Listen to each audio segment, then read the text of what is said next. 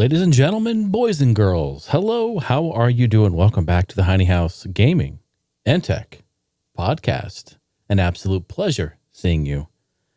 I'm so glad we could reconnect here once again. Thank you for joining me. It's May 6th, 7:40 a.m. in the morning.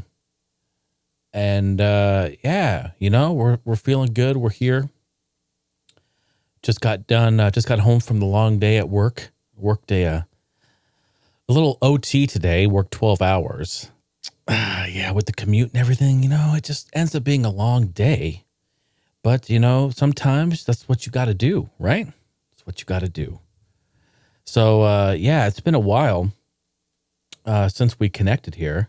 And I just want to apologize for that. Before I get into the show, I just have a little conversation about that. And, you know, we talk about things like this on and off. We talk about our emotions and sometimes, you know, our feelings, and we talk about how things hit us and impact us and how sometimes that can affect your mood and your aura and your being and just kind of how you are and what you're thinking about and what you're doing. You know what I mean? So this is something I can't really explain too much, but, it just it was like 2 weeks ago or 3 weeks ago. It was like 2 weeks ago on one of my Saturdays. I woke up and I just felt different that day. And I just had this overwhelming, I don't really want to call it depression, but it kind of was. It was just this overwhelming, like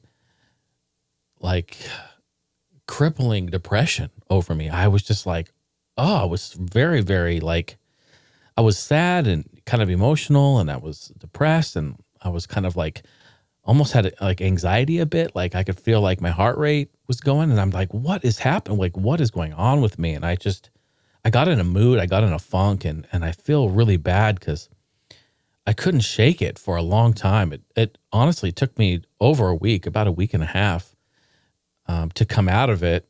And, yeah, you know, it's hard because, you know, sometimes it can be anything. It can be, you know, your surroundings. It can be a song. It can be, you know, a sound. It can be something that you see or hear or feel that can really just throw you for a loop sometimes. And sometimes some things, it's not, you can't really explain it, you know, and that's okay. And not everything needs to be explained in life, I feel. But for me, it was definitely it wasn't great. And I feel bad because I couldn't be creative. I just couldn't do it. I couldn't stream.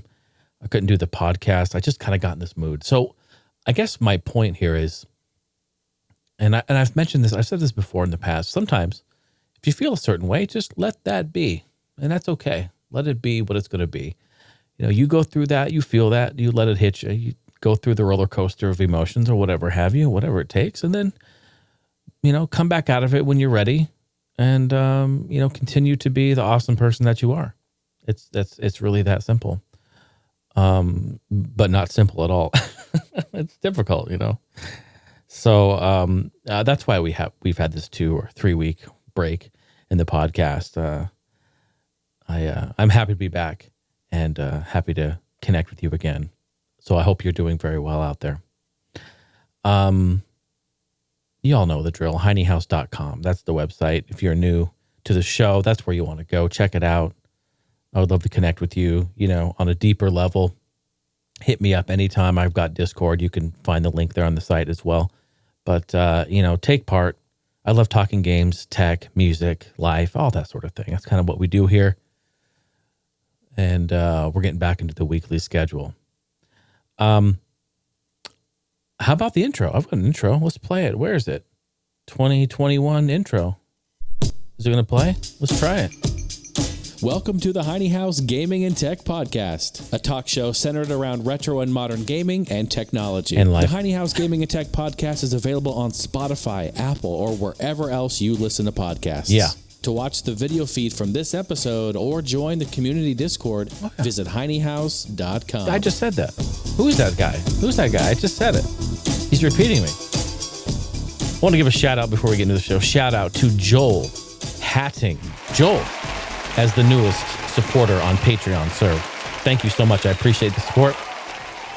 Patreon.com/Jason Heine is where you go to check that out. And if you enjoy the show, or the previous shows, or anything that I've done in the past, if you get some enjoyment out of it, music, YouTube, Twitch, you enjoy any of that stuff, Patreon.com/Jason Heine. That's the best place to show your love and support for that stuff. And it keeps things going, keeps the gears greased, if you will. So I appreciate that. Joel, thank you for joining and pledging, sir. I appreciate that. I'm going to get into some random news before we talk. I actually have quite a bit of tech in here. Actually, I have a nice mixture of two, but I feel like I added a lot of tech this go around here. But let's talk about some random stuff before I get into it.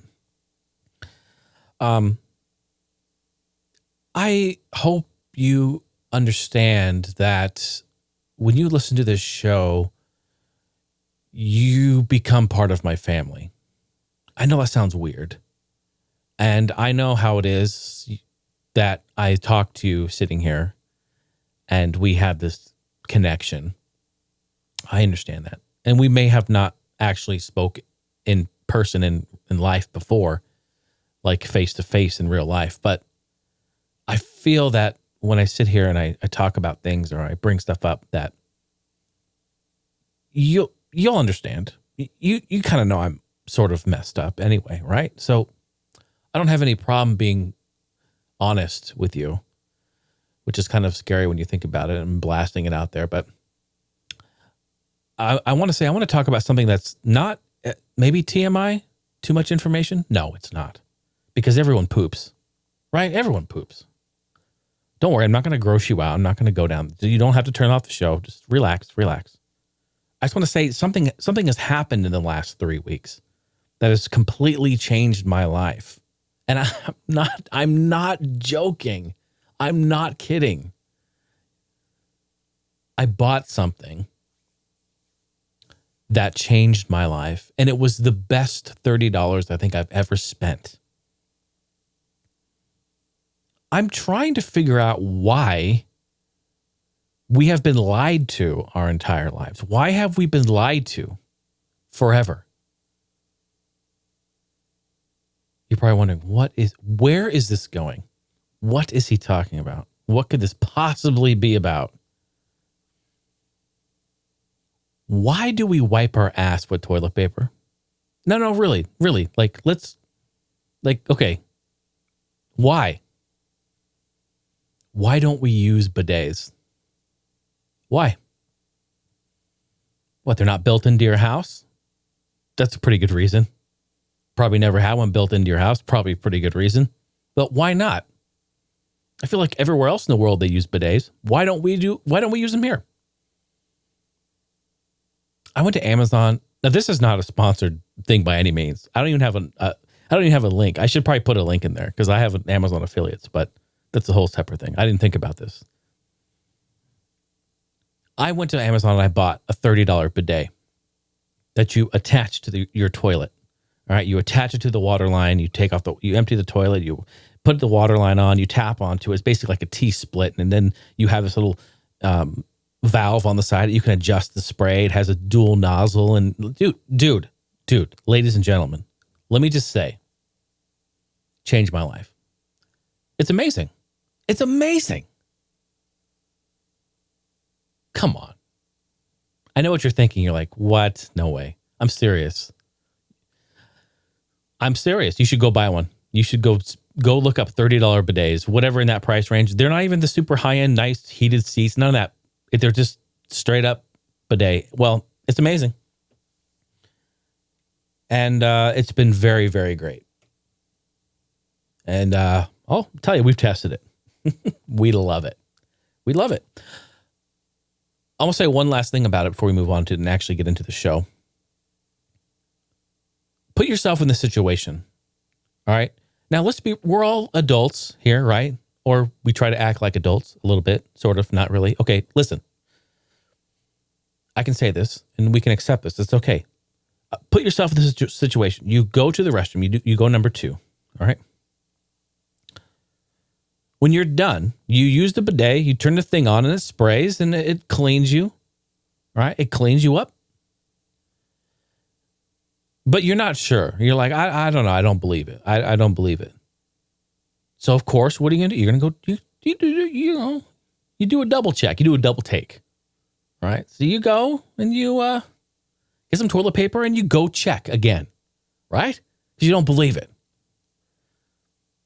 Imagine doing that, folks. Imagine doing that.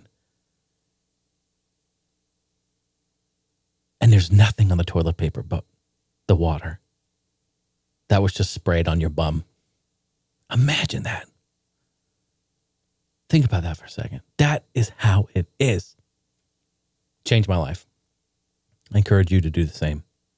I think I should rename this next section from random news to Convention Corner, because I have like 3 articles about conventions. And I think we kind of all know the fate of conventions right now. I think it's still too early to open up. Well, that's what everyone thinks anyway. That's what the convention owners and organizers think too. E3 this year, they did make a post last week saying that E3 is going to be, quote, free for all with no paywalls. There were some articles that came out earlier in the week about how, I guess it was a rumor. Someone was making rumors about, I was on Twitter or wherever, about that E3 is going to be charging people to get online and watch stuff. And so E3 quickly dismissed that. It was like, no. We're not doing that. We will be a free event for all attendees. That's a quote. Can confirm E3 2021 will be 100% free for attendees, and that there will be no elements at E3 2021 that will be behind a paywall. They confirmed that to PCGamer.com. Good to know.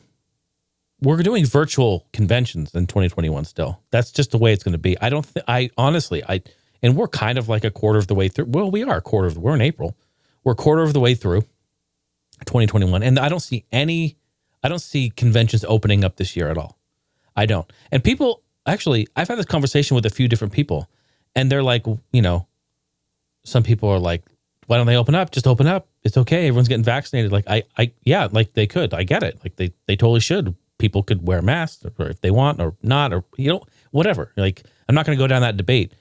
But what I am going to say is you have to understand it from a convention organizer's standpoint. And I can say this because I've been an owner of a convention for many years. And I do understand why you would opt to not open and err on the side of safety. I could understand that.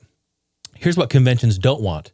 Conventions don't want to open too soon and then have a whole flood of negative press from people shouting, saying, oh, you don't have our safety. You don't have our safety as a top priority. You know what I mean? And I get it. Just wait until another year or two, or whenever we start to just kind of get out of this. So I get it. It's annoying. It sucks. And it hurts. Believe me, it hurts the convention scene heavily. In fact, I would be surprised if some conventions that existed in 2019 don't come back in 2022 or 2023. I can see that happening. This is definitely a damaging thing for conventions. Summer Games Done Quick, same memo here, same thing. They're going to do an online convention in July. Summer Games Done Quick organizers have confirmed that there'll be another week of speedrunning this July 2021, but in-person shows will still be out and off of the table. SGDQ will once again be taking place entirely online. Last year, the High Velocity Games Feast ditched its usual crowds and couch commentators to go online during the pandemic. So yeah, they're going to be doing an all online thing, streaming on July 4th through the 11th. You absolutely should check it out. We love watching games done quick. And I will say, look, just call it what it is. The beauty of Games Done Quick, SGDQ, Winter Games Done Quick, Summer Games Done Quick, all of them. The beauty of that is that they raise millions, $1, $2, $3, $4 million every convention for charities, for Doctors Without Borders and cancer. It's just unreal. It's beautiful. It's a beautiful thing to see. So we applaud them and we appreciate them for doing that. I do miss the in-person element of it. I think the second part of that beauty of GDQ is that all of the people that are there and the crowd cheering and the couch commentators, although some super cringe, it's mostly a really awesome and magical time. And I love that element of it, of this like liveness to it. So hopefully we can get back on the same track, possibly next year with GDQ.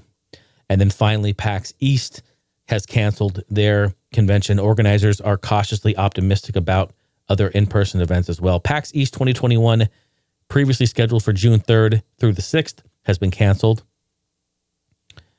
Penny Arcade, the event coordination company, Reed Pop, announced earlier, this was a few weeks ago, PAX organizers also announced an online convention that they're doing, PAX Online 2021, for July 15th through July 18th.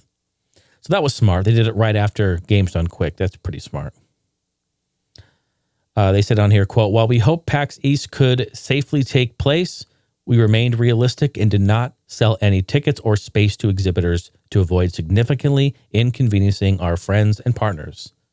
It makes sense. And that, folks, was Convention Corner on Heine House Gaming and Tech Podcast. Don't I have a little I think I have a transition thing. Sure do.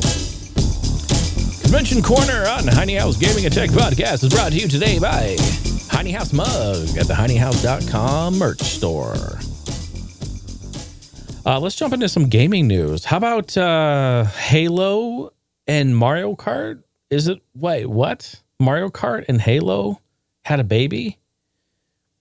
It's a mod by Infernal Plus. Have you ever wanted to play Moo Moo Farms racing around in a warthog as Master Beef?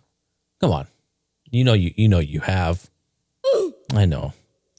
Mario Kart, a mod by Infernal Plus that was released last year, but is now in the public eye again last week because of someone was posting it around on Halo subreddit. To play this mod, you're going to need the Halo Custom Edition, which is the free add-on for the original PC release of Halo Combat Evolved, rather than the Master Chief Collection, the Master Beef Collection. You almost have to find an OG disc. I've got one laying around somewhere. You want to patch it to 1.10 and then follow the instructions on Infernal Plus's Patreon to get the mod and get it running. I think it's cool. He's created this mod. Definitely check it out if you want to see it. Actually, do I? No, I don't. Thought I had a screenshot for you, but I don't. Very cool. It basically, I was looking at it earlier. It looks like Master Beef on a mini warthog riding around Moo Moo Farms. I mean, it sounds fun. Gotta love these mods. GameStop's in the news again, and it's not related to stonks. GameStop begins selling PC hardware. Get some help. The massive gaming retailer is adding PC gaming hardware on its online product catalog, which, as you can imagine, if you're going to take any wild guesses, it's completely sold out.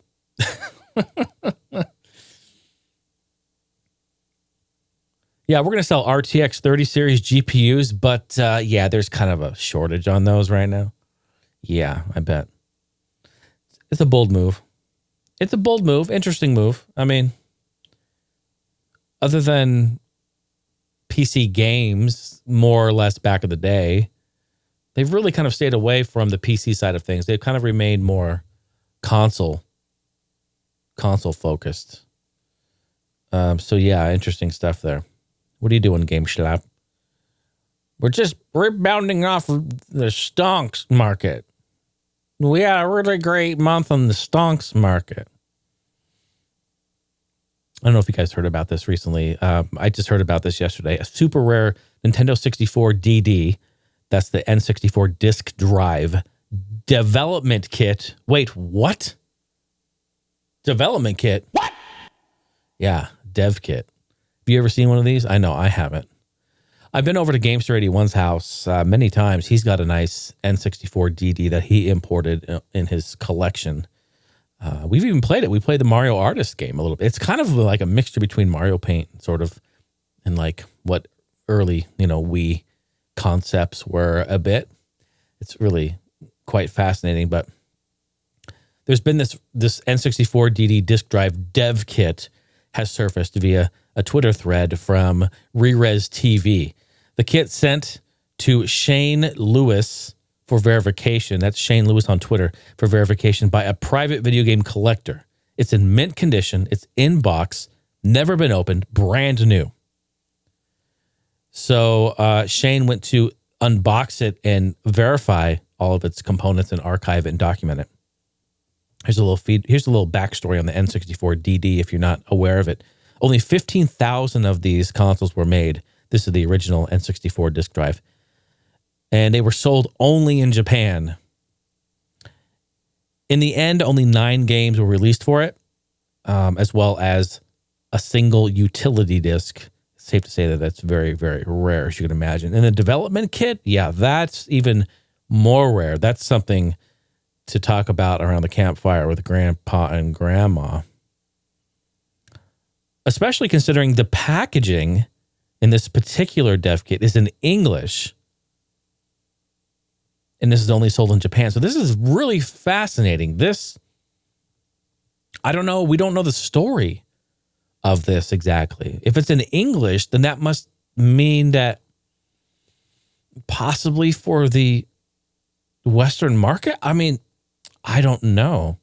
Do we have any video game region history buffs out there?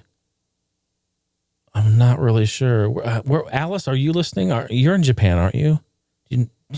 Is there anyone who knows if products are made and are exclusive to Japan but would still be in English? I don't know much about that. I have no idea.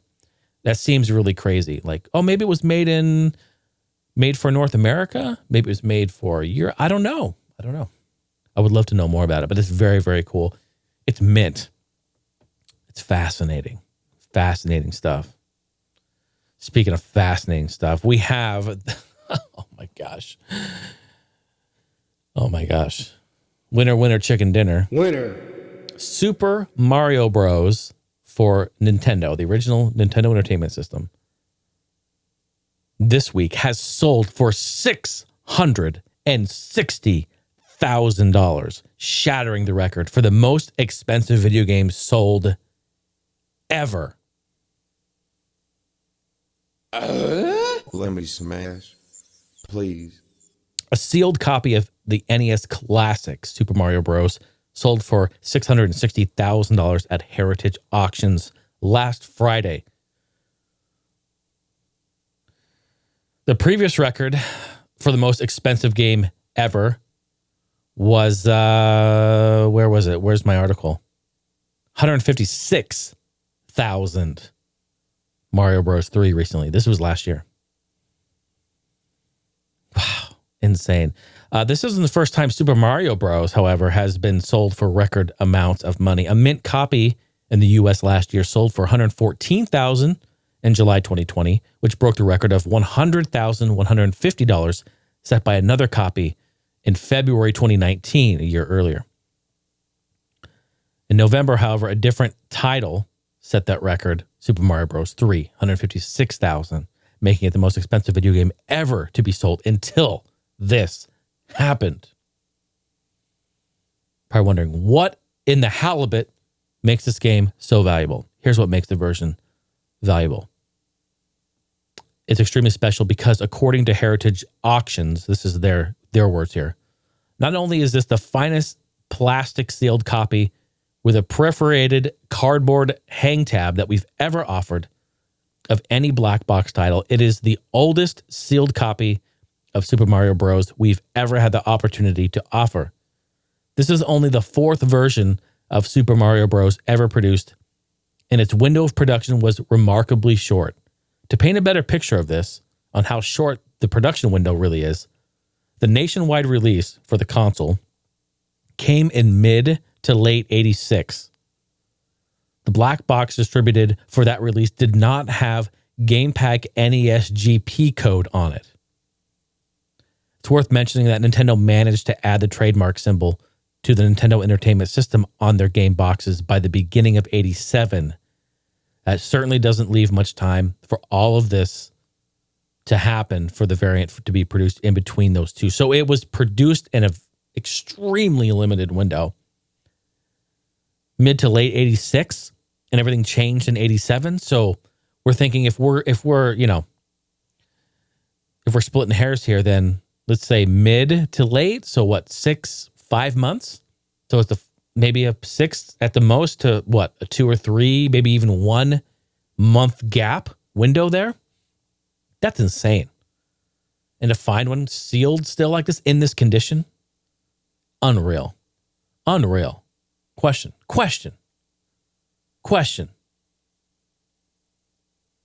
Bruh. Who's got the money to do this? Cameron has a voicemail later on. We're going to talk about expensive games. Cameron, did you buy this? Bruh. You got money for this? Did you use that stimmy money? Hit it with your stimmy. Bruh. Come on, man. $660,000. Cheese and rice, bro. Bruh. You guys see this on Twitter. This was on Twitter this week. Microsoft is going to sell Xbox Series X mini fridges. It's a reality. It actually happened. This was a few nights ago. To help Xbox defeat Skittles in a final round of Twitter's inaugural Best of Tweets brand bracket, Xbox marketing boss Aaron Greenberg promised that if Xbox won, Microsoft would make actual Series X mini fridges.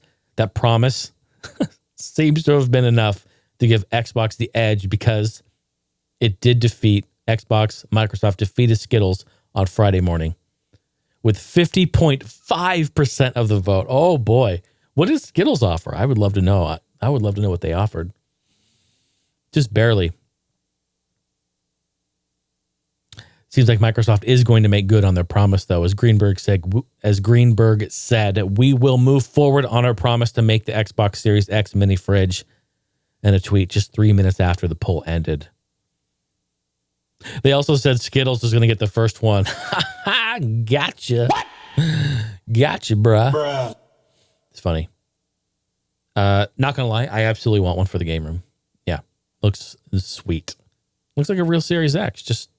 It has a whole bunch of Baja Blast in there, a bunch of Bija Beast, Mountain Dew, and maybe I'll shove a few bags of Doritos.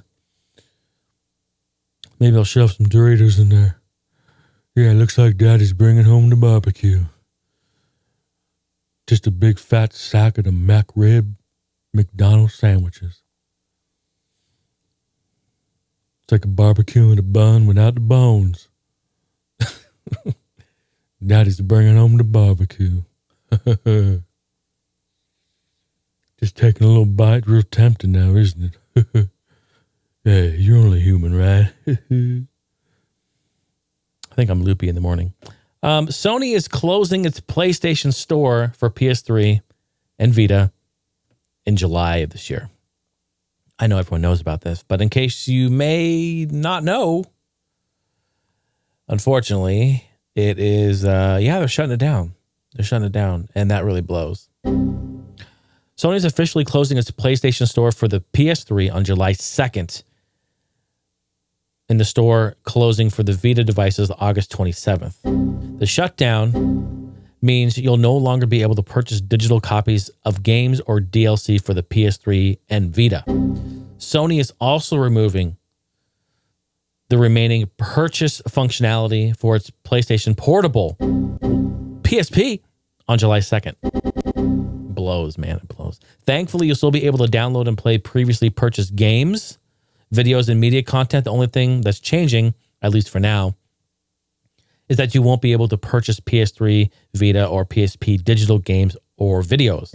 In-game purchases will also stop after the stores have closed. You'll also be able to purchase cross-buy content following the closures, allowing you to access the PS3, Vita, and PSP versions of games that come with cross-buy support. PS3 sold 80 million units. The PSP, in its 10-year lifespan, sold 80 million units. And the Vita, in its entire lifespan, sold 10 million units. So even though, honestly, the Vita, I think, is a fantastic handheld, it's great, and it's wonderful, to be honest, it just didn't hit the mark. What episode was it? I don't know. We were in the single digits, I think, on this podcast. We were talking about handhelds and talking about the Vita and the PSP and the Game Boy and the Switch and all these handhelds and stuff like that. Very fascinating. The PSP, what a great console. I had some games here. I don't know where they are now, but yeah, man, but I love the PSP. My goodness. I think, here's my quick story on PSP. I never had one originally when they came out. My friends had them, and I played theirs, and I loved them. I actually didn't buy a PSP until 2013, 2014. No, 2013 for sure, because I remember I saw on Facebook or somewhere, I was looking somewhere, and they were like, somebody posted in a game collecting site, like, Walmart is blowing out their PSPs. They're all like half off. And I was like, what? And I went and looked. Sure enough, the Walmart that's by our house here, they had like a couple of them. The 3000, what are they, 3003 or 3000 models? The last model, obviously, it was 2013. And it was cheap. It was like $80 or something for like a PSP new in the box. And I was like, yeah. So I bought one. And then I happened to stumble across basically this list on Amazon of like people posted all these games, and they're dirt cheap, dude. Honestly, yeah, I've gone to some game stores and I look and I buy stuff used when I find it dirt cheap. But dude, I went to Amazon after that in 2013 and I just cleaned up. I honestly think I spent about as much as I paid for the PSP. I spent maybe about $90 or $100, and I just bought brand new PSP games that I wanted. You can imagine I bought all action and racing games, but they were $2, $3. I think $8 was the most I paid for a game. Seriously, it's insane. We went to Target. I remember Steph and I went to Target maybe a year or two later, and they had on their clearance rack, and you guys know you got to go to that clearance rack. Sometimes they have stuff in the back and they forget that it's back there or it's sat for years. How many times have you gone up to Target or even Walmart and found a PS2 with random like Dance 2007 PS2 game, or Madden 09 for 360 sitting on a shelf? You know what I mean? Like, they have stuff in the back sometimes, and they put it out, and it still has the barcode and the SKU number, so they can still sell it. And they just discount it, heavily discount it, and put it out there. I went to Target, and we came across an entire rack of PSP games that were in the back. Not only that, they had official Sony carrying cases. They had official Sony component cables. They had official Sony power adapters, AC adapters. They had, and just a whole bunch of games. They had the 2-in-1 Siphon Filter and Resident Evil bundle or whatever it was. There's a couple that were like dual pack. You know what I'm talking about? They come in like, it's like 2 discs or 2 game cases in one, wrapped up in a box, like I guess it's kind of big box if you want to call it that, but it's like a double disc set or something. And yeah, we just cleaned up. They were dirt cheap at Target. And dude, I love the PSP. I totally went on a tangent with PSP, but yeah, great stuff. Love that console. Definitely should be playing more of it. And I've talked about it in the past.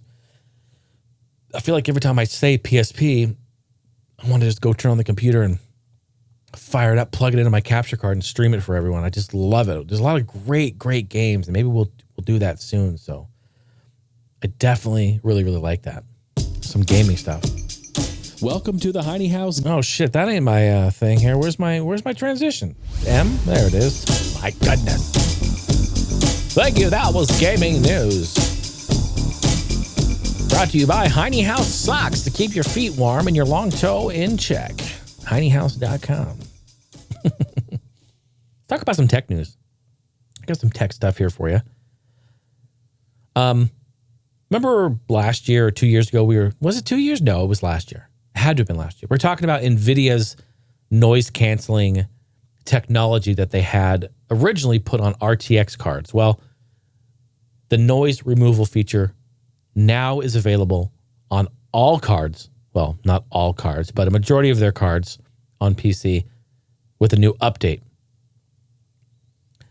Originally, it was limited to RTX cards, but with the latest update, they've opened it up to the GeForce cards, Titan cards, and Quadro GPUs. With the latest update, RTX Voice, which is what it was originally called, now goes by noise removal in the RTX broadcast app. It's also possible to run the feature across a wide range of GPU generations. This is fascinating, and I like this sort of thing because it kind of ticks all the boxes for Mr. Nerd Face here. Audio, noise removal, tech, software, GPUs. Ooh, stop it. I'm getting excited. Looks like Daddy's bringing home the barbecue. It's like a barbecue in a bun without the bones. It's a juicy McRib sandwich. McRib sandwich. It's real tempting, huh? Just take a bite. Maybe you want a bite. I think it's fascinating because, you know, Discord has Crisp. We talked about this last year. It's their built-in. It's a third party, but they built it into Discord, and it actually works very nice. I like it. Might be a little aggressive at times. Yeah, I think it's a little aggressive at times. And I have an OBS that I'm using to record this right now, and I've used it. In fact, here, let's do a little live demonstration. I would love to do a live demonstration. So here we go. I have noise suppression, which they use RN noise in OBS. It's fantastic. There's two different kinds that they use. They use Speaks, SPEEX, which uses lower CPU usage. It's of lower quality, but does work pretty well. They don't really have a whole lot of adjustments. It's basically like, how much do you want it to do? It is a slider. I'm not going to use that one. I'm going to show you something that's probably more or less closer to the lines of like RTX Voice or noise removal, as they're now calling it. But this is RN noise in OBS. It's currently off. I'm going to go ahead and turn it on in 3, 2, 1. All right, it is now on, and you're hearing my voice. I'm speaking exactly how I would normally speak with this RN noise on. It's of higher quality. It does sound better. It does have less artifacts, and I think it's really a nice touch. Now, you may not notice a big difference with this right now because I'm using my SM7B, of course. It's a very close proximity dynamic microphone, and I'm processing it already in post or in pre going into OBS. So you might not notice a huge difference. Now, if I was using some other type of microphone, a condenser microphone, or even one dynamic mic that isn't the SM7B, you would probably hear a lot of noise in the background. Let me just turn this off right now. All right, I have turned it off now, and you're hearing my voice normally without noise suppression. This is kind of nice, a little fun demo tech stuff for you. You probably need headphones or nice speakers to even tell if that did anything, and maybe you hear it didn't. But here's where the kicker is, and I found out it was working because I turned this on one episode and I forgot I'd left it on, and when I use my sound effects, especially ones that it thinks are noise, it gets really weird and it really ducks it. It gets rid of it. I'll demonstrate. So I have my applause sound. All right, we all know that one. So there it is. There's the applause sound without the noise suppression. I'll do it one more time without, and then with. So here it is without.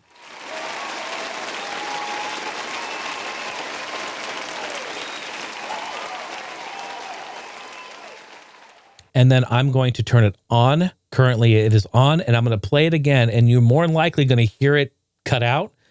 I'm just guessing. Maybe I'll try to listen back to the episode and see if I'm right. I'm going to guess that when I press this, you're going to hear it just at the beginning a little bit, and then it will kind of like flutter and sound weird, and then it will go away. It will sound kind of garbled and weird. Here we go.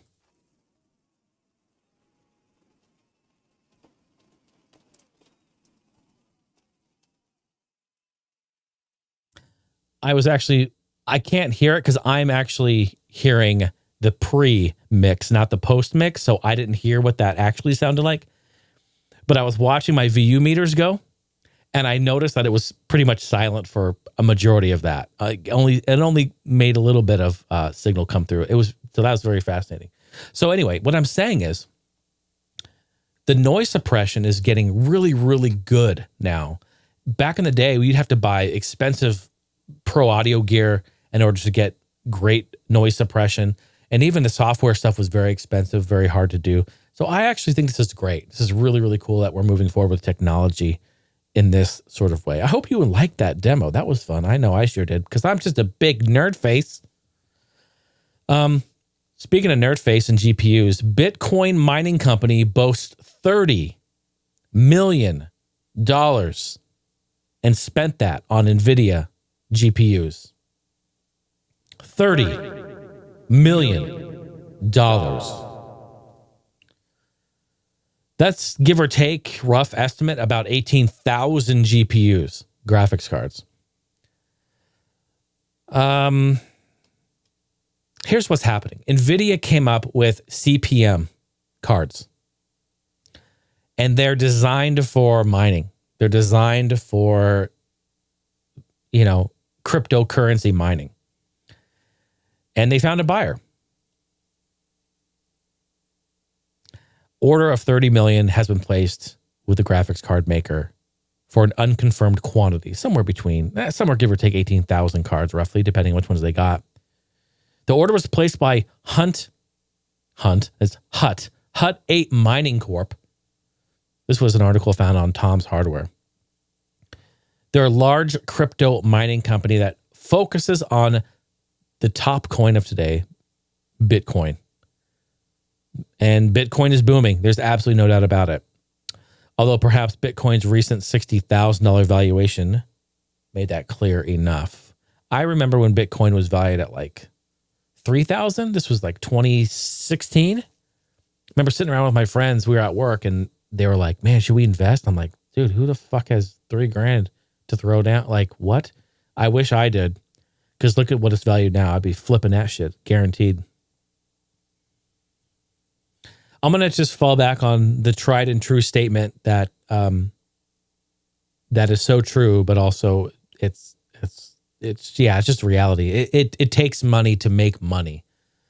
And in the big picture, I guess, not necessarily in the small short run, but in the long run, it takes money to make money. And I'm talking about investments. I'm talking about stock market, which, it's kind of like gambling, I guess, in a way, but Bitcoin's like gambling. But it takes money to make money. Crazy. Talk about Intel real quick here. I got one with Intel. Intel is accused of wiretapping in a class action lawsuit. I feel like, every once in a while we come up with a lawsuit article. I like to report on those because they're really fascinating. It's fascinating because, not that people are like sue happy. It's just that some of these companies, they do dumb stuff. And they do stuff that, like, why are you doing that? Like, it kind of makes sense. Some of it, well, we're wiretapping because we want to know what you're doing. We want to market to you. It's like Facebook all over again, but like sometimes you get called out on that and it's not right if you don't disclose it properly. And I think that's the issue here with Intel. Back in February, Intel was accused of violating wiretapping laws with its use of keystroke and mouse movement tracking on its website. Now the lawsuit has been moved up from the Florida State Court to the Federal District Court of Orlando, with growing weight surrounding claims that the multi-billion-dollar company employs tracking software to monitor individuals' use of the website. An article by the Register points to a court document PDF which outlines the lawsuit in more detail. It notes that Holly Launders, who brought the information to court, claims that at least a dozen of her visits to the Intel site revealed potential tracking, recording, and or session replay software, which was used to intercept, use, and interact with the website. Although there's no specific software stated in the court documentation, an attorney involved with the case hinted to the Register that third-party company involved is believed to be ClickTail. ClickTail. On Intel's website, they have this long-winded, it's like a paragraph. What kinds of information do we collect? You know, the real basic stuff. It says, Intel collects information as part of its business operations to provide services, to respond to requests and offer customer support, to fulfill legal and contractual obligations, to build its innovative products. You provide some of this data directly, such as when you order an Intel product, conduct customer support, or register for an Intel event or publication. We also collect information through your interaction with Intel services and our website. For example, using embedded product technologies and cookies. We also obtain data from third parties. See, now that's it. That's it. That basic, dude, that is so vague that they could blanket that and use whatever the hell they want on their site. Just that last sentence. We also obtain data through third parties. You know how fucking vague that is?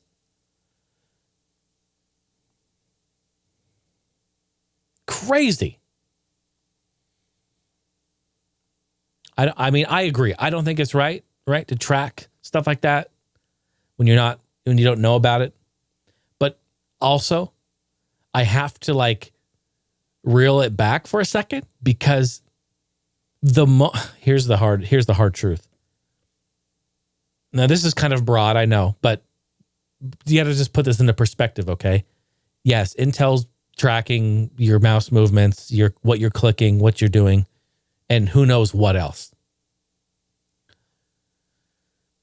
But the moment you contact your ISP and sign up for internet service, and the moment you plug in your computer and get online, you've pretty much just done the same thing on a mass scale. That's just the reality of it. Dude, when I sat down, I am getting robocalls. I am getting spam emails. I'm getting text messages. Oh, I just deleted it. Actually, I wish I could have shown it to you. Is it still in here? No, I deleted it. I sat down to do this podcast and I literally got a massive with I don't know, maybe, I don't even know. It was just an unimaginable number of people in a group text. And it was just sent to all of us. And it's like, hey, I'm so-and-so. I can meet up with you. Click the link to check out my profile. Spam link, phishing link. Or the big one, hey, your USPS delivery has been delayed. Click this link to confirm. You know, all that bullshit. We know about that. You guys know about that. I get them daily. So reality is like my phone number, my email address, everything has been in countless breaches. That's just the nature of putting yourself online. We all go through it. We all get them. Your parents got them. Your grandparents got them. Why do you think your grandma and grandpa went to AT&T in 1993 and went down to the store and bought a caller ID and it cost them $150 and it was something they plugged into their landline.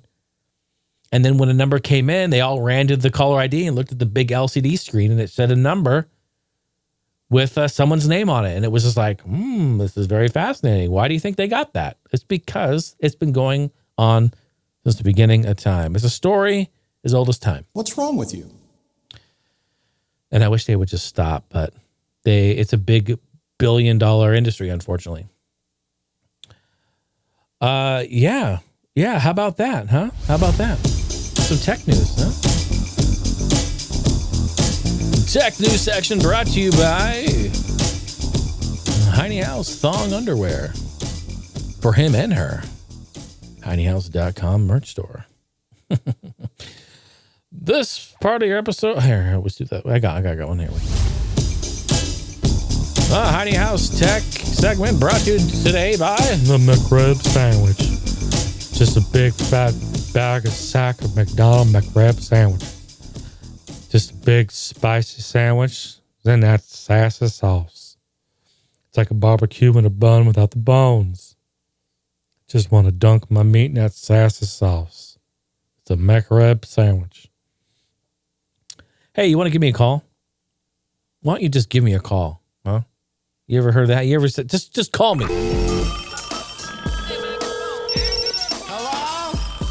Hello? Can I take your order? Voicemail.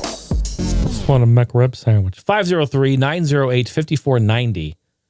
503-908-5490. That's the phone number. Give me a call. Leave me a voicemail. It goes right to my voicemail. I'd love to hear from you. Love to talk about whatever's on your mind. HeineHouseLive@gmail.com is also the email if you don't want to call. You want to just record it on your phone, your smartphone, your device, your computer, whatever. You're at your computer listening. You got your gaming headset on. Just pull your microphone down. Just record it. Go to Recorder. Windows has it built in. You can just record yourself right there. Mac's got one. Go for it. Knock yourself out. Email it, HeineHouseLive@gmail.com. We're going to hop on over to the phones. I know we've got one from Cameron, the voicemail maniac. I know we do. I saw it come through last week. Can't wait to chat with you. Let's see. What do we have here? Yeah, March 25th. There it is, Mr. Cameron. Yeah, I appreciate the call. And I appreciate everyone for hanging out and listening to me ramble. It's a great time. Feels good to be back. All right, Cameron, what do you got here?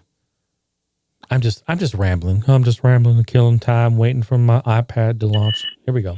Hey, what's up, Jason? The voicemail maniac here. Cameron It Johnson. is a beautiful Sunday, early afternoon.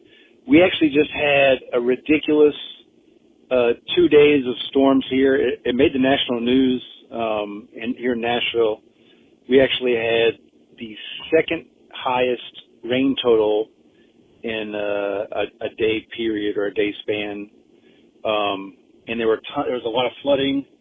I think there were like 100 and something rescues. Oh my gosh. And at least 4 people died in the flooding, which is kind of crazy. Luckily, Wow. we were unaffected where I live because we kind of live high enough. But, oh man, Crazy it's been weather. quite a weekend. Yeah. Ready for the week, which is odd to say. Ready to get back into, hopefully no bad weather. Anyway, so I had a question for you, and this is kind of a personal question, so you can feel free to answer or just give me a general answer. But I'll answer honestly. hoping for a honest answer. Yeah, I will. But what would be the most either you have or you would spend on a single video game?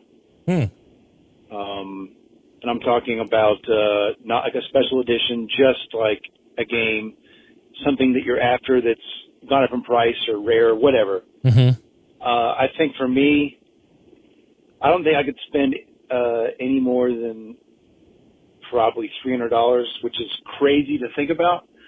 That would be the absolute most I'd spend on a game I'm really, really wanting, and one that would hopefully not go down in value but increase in value. So we're talking like a vintage or a retro game of some sort. So something like a holy grail item. I think 300 would be my absolute max. I feel bad doing that, but No, I feel that. anyway, curious what yours would be, or if you're like, Cameron, you're crazy to spend that much money on a game. I get it, I totally get it, but I guess whatever value you place in the item is what what you're willing to pay is what it's kind of worth to you, at least. So anyway, hope you guys are doing well. Looking forward to the next podcast. Take care. Thank you, Cameron. I appreciate the voicemail. Thanks for calling, man. Always good to chat with you. That's a great question. Yeah, your limit's 300. No, I that's a respectable number for sure. I think, like you said, the term of it's worth whatever someone's willing to pay for it, that absolutely applies to me. And here's what I found. Being a collector, I have an ebb and flow of my collector life. I used to just go and collect everything and anything, right? Just everything. As I got older, I started to be more strategic and specific, especially when now like secondhand game stores, Goodwills, Salvation Armies, garage sales, all that, it's becoming harder and harder and more scarce to find anything of deals anymore. I mean, Goodwill knows what they have. They look it up on eBay and then they put it on their auction site. Okay. I mean, there's a sham right there. There's the proof. So I guess my point is that it's hard to find good deals anymore, but back in the day you could. So I've been collecting a long time. I have a lot of games, thousands and thousands of games, but I've got great deals on them. So they weren't expensive, you know what I mean? Except for when consoles are new in their current life. You know, like when we came out, I bought, a bunch of brand new games, when they came out. Smash Bros, Animal Droppings, all these games. Same thing with like Switch and, other consoles and handhelds that come out. But I know I'm like building up this thought process, because what I really want to say is, like, if I really want something and I find it in the condition, it has everything included with it. If it's like an extremely perfect example, then I will almost pay whatever I can to get it if I really, really want it. I'm kind of like that way. A number, I don't know. I would probably, individual game, I think 300 is a fair number. I'd probably say I'm like between 300 to 500 at the most. I wouldn't pay anything more than 500 for an individual game. I probably would stop there. And if it's above 500, then it's just out of my price range, and I'll probably never have it. And that's fine. But I guess I'm kind of thinking like a cartridge or a CD or something like that, I guess, right? Because do you consider arcades? Do you consider an arcade cabinet one individual game? It kind of is. It is, actually. It's one game. It's kind of a piece of furniture. Does that count?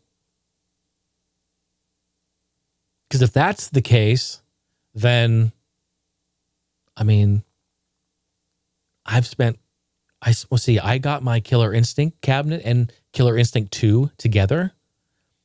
I think I paid $1,500 for both of them. A bundled deal. Yeah, and I think there was actually $200 of shipping on top of that too. So that was back in the day, 2009. That's when I got those. And then I ended up selling them in 2014 here at this house. And I sold them for $1,500 a piece. Yeah. I put them on eBay, and I got a buyer who bought them for, I think it's $1,400. Killer Instinct 1, I did $1,400 a piece. Yeah, I remember. So, not a great money maker, but it wasn't supposed to be. I just needed the money for other things. It's nice to have a roof over your head. So yeah, there's your honest answer, Cameron. Yeah, I don't know, $500 maybe. That's probably my limit. If I really want something, man, but that's the thing, is like, if I'm going to spend that kind of money, I really have to look at this and be like, look, I've been looking for this for a long time, and I really want it. And this is the exact condition. This is the lot. This is it. This is the game I want. And I'll drop money on it. I'm not going to lie. I'm addicted. I love Hondas. I'm addicted to Hondas, and I keep looking up old Accords and old Civics and old CRXs and, old Integras. And I wish I had a huge Honda garage. I would love to build those and fix them up and stuff like that. And just yesterday, a friend of mine sent me a message on Craigslist here locally. There is this absolutely pristine example, an 88 CRX in yellow. It's a CRX SI, very, very rare, Arizona car, no rust, garage kept. It has like 120,000 miles on it. So it was used, it was driven, but 120,000 miles on the 88. It's beautiful, completely bone stock, not a single mod. It's gorgeous, gorgeous. Listen, I'm not going to lie. I want it bad. They want $14,000 for it. So no, it's out of my price range, but I I would love to collect. And someday I will. Maybe I'll hit the lottery and collect and archive these fantastic, beautiful machines. I love them. I love cars. So, 503-908-5490. That's the phone number. Yeah, you want to talk about games? What about you? What's the most expensive game you have purchased? Did you purchase one? Did you drop $1,000 on a game? Did you buy Earthbound for $200 when it was $200 back 20 years ago? And people were like, "You're crazy." You know what I mean? Did you buy an N64 DD dev kit? Did you buy Super Mario Bros for $660,000? You're mad. You're crazy. I would love to hear from you. 503-908-5490. Give me a call. I really appreciate you all being here tonight. Thank you so much for listening to the podcast. If you enjoy the show, please consider supporting on a Patreon. I'm going to give a shout out to all the awesome patrons you see right here on your screen. Thank you so much, folks. I love you so much. Your support keeps the show alive. And Joel Hadding, thank you, Joel. I'm going to add you on here to this slide here for next time. I appreciate you. Thank you so much for your support. Everyone, ground floor, main floor, game lofters up there. Brandon, George, Nick, Aaron, Justin, Nathan. What up, y'all? Thank you. And everyone on the main floor. Y'all know what the deal is. Good friends, good folks, good times. Thanks for listening. Hope you have a wonderful week, and we'll see you next week. Goodbye now.